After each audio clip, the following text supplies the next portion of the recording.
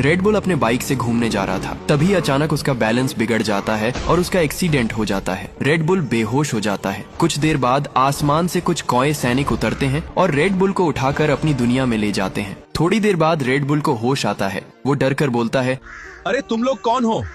मुझे कहाँ ले आए हो? कोई सैनिक उसे एक बड़े अखाड़े अरीना में ले जाते हैं। वहाँ इस दुनिया का राजा बैठा था, कोआ किंग। कोआ किंग बोलता है, रेड बुल तुम्हें हम यहाँ लड़ने के लिए लाए हैं। तुम मुझसे लड़ोगे। अगर तुम जीत जाओगे तो हम तुम्हें तुम्हारे दुनिया में भेज देंगे। अगर तुम हार जाओगे तो यहीं हमेशा के लिए गुलाम बनकर रहोगे। रेड बुल थोड़ा सोचता है और बोलता है, ठीक है, मैं तुमसे लड़ूंगा। इधर धरती पर मुन्ना अपने भाई रेड बुल को ढूंढ रहा था। वो हर इंसान से पूछता है, क्या किसी ने मेरे भैया को देखा है? लेकिन किसी को कुछ पता नहीं था। मुन्ना बहुत रो रहा था और चिल्ला रहा था, भैया आप कहाँ हो? उधर कौवा किंग और रेड बुल के बीच लड़ाई शुरू होती है। कौवा किंग रेड बुल को उठाकर इतनी जोर से पटकता है कि रेड बुल वहीं बेहोश हो जाता है। इधर मुन्ना सड़क पर रेड बुल की बाइक देखता है। वो तेजी से वहां जाता है, लेकिन रेड बुल वहां नहीं होता।